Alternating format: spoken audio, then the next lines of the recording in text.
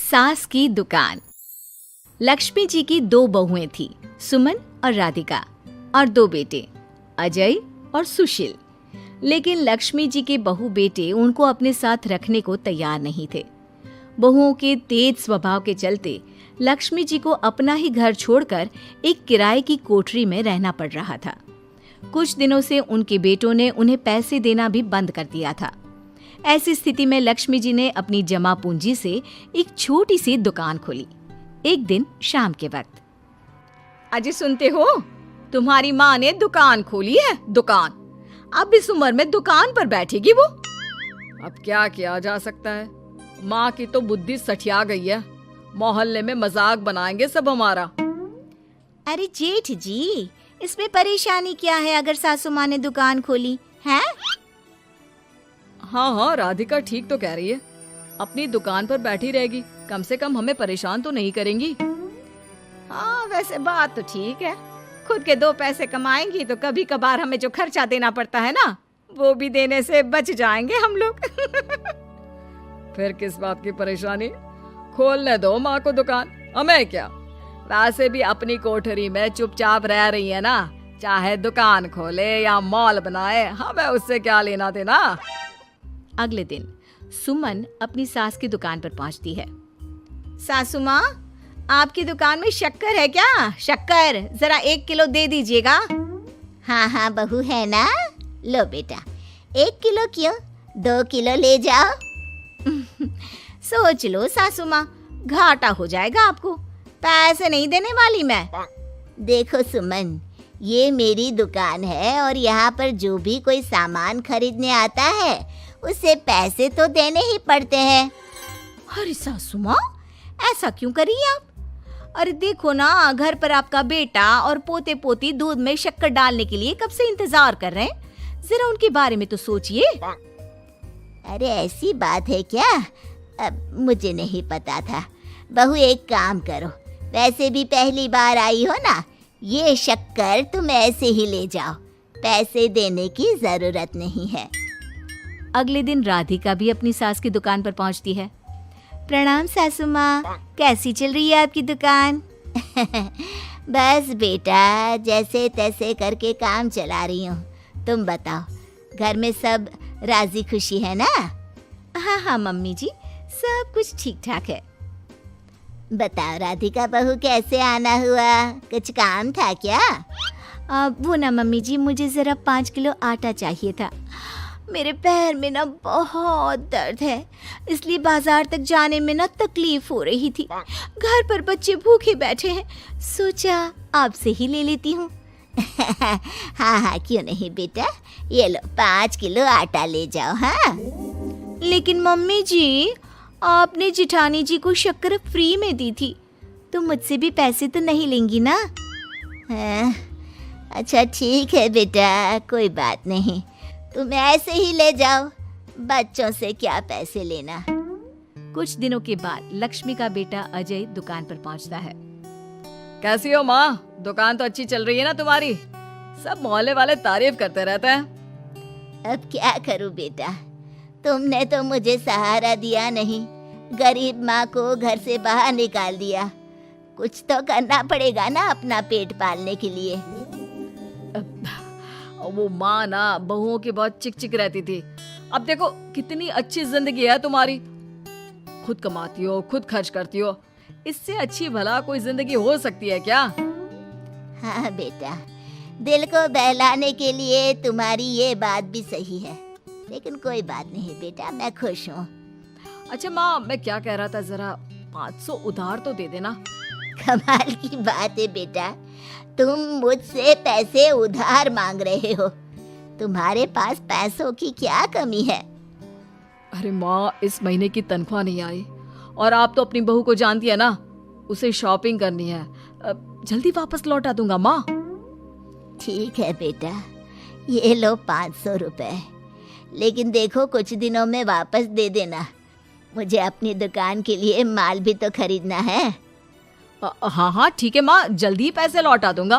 बहुत दिनों तक अजय अपनी माँ लक्ष्मी के पैसे वापस नहीं देता और सुमन और राधिका बार बार किसी न किसी बहाने से अपनी सास लक्ष्मी की दुकान से बिना पैसे दिए खूब सारा सामान ले आती है, जिसकी वजह से लक्ष्मी को अपनी दुकान में बहुत घाटा होता है।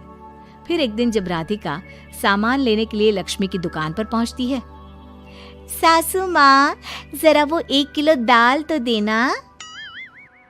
नहीं बहू, अब मैं तुम्हें या सुमन को कोई सामान फ्री में नहीं देने वाली।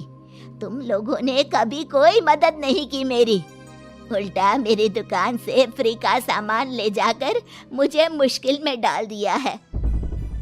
लेकिन मम्मी जी, हम तो आपके बच्चे हैं ना। अगर इतना ही मेरे बच्चे हो तो फिर मुझे घर से बाहर क्यों निकाल दिया? देख बहू, अब मैं तुम्हें 1 रुपए का सामान भी फ्री में नहीं दूंगी। और जाकर सुमन को भी कह देना, आए दिन तुम्हारा पति मुझसे उधार ले जाता है और वापस भी नहीं लौटाता। राधिका गुस्से में घर वापस आती है। घर आने के बाद, क्या हुआ राधिका, बहुत गुस्से में लग रही हो तुम? सासू माँ की दुकान पर गई थी ना? सासू माँ का तो कुछ करना पड़ेगा, जब से ये दुकान खोलकर बैठी है। अक्कड़ तो देखो उनकी। अरे लेकिन हुआ क्या है?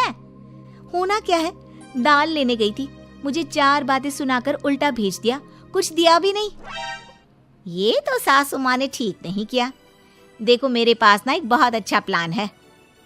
कैसा प्लान भाभी?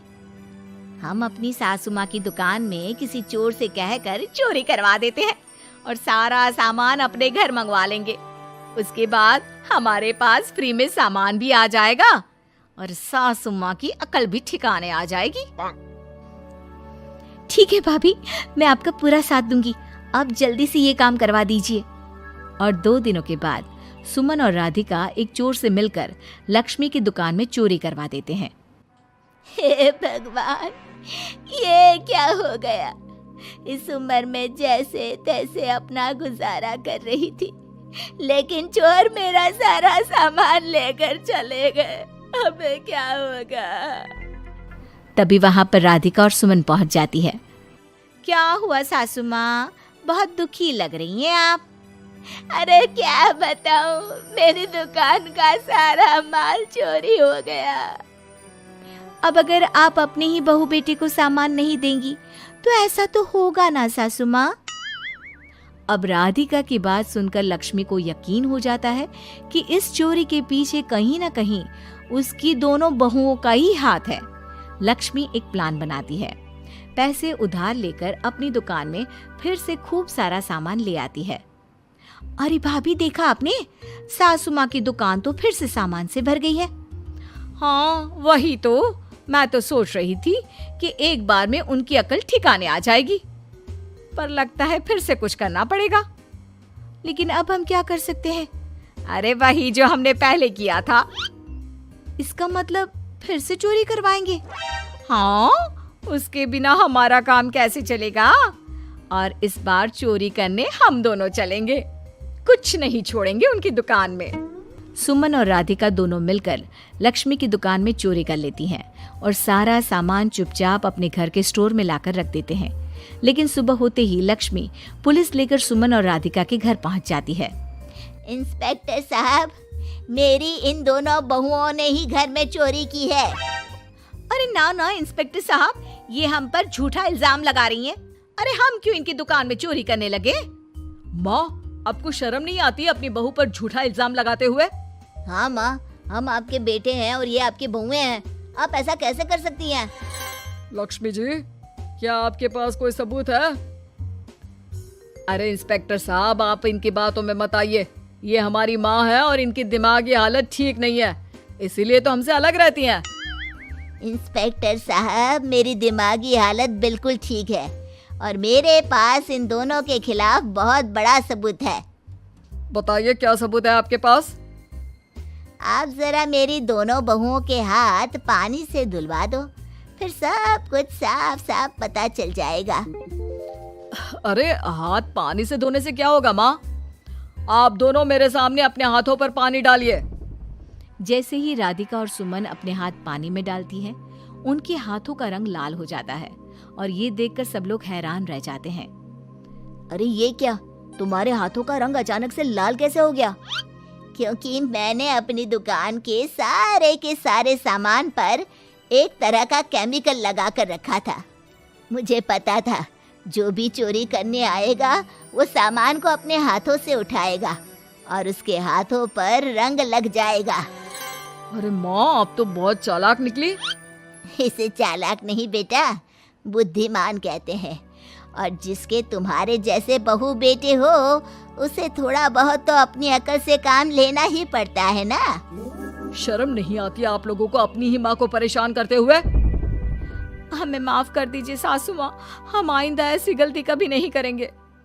और हाँ, आपको अपने साथ रखेंगे, आपकी सेवा करेंगे और पूरी इज्जत भी देंगे। हमें माफ कर दीजिए।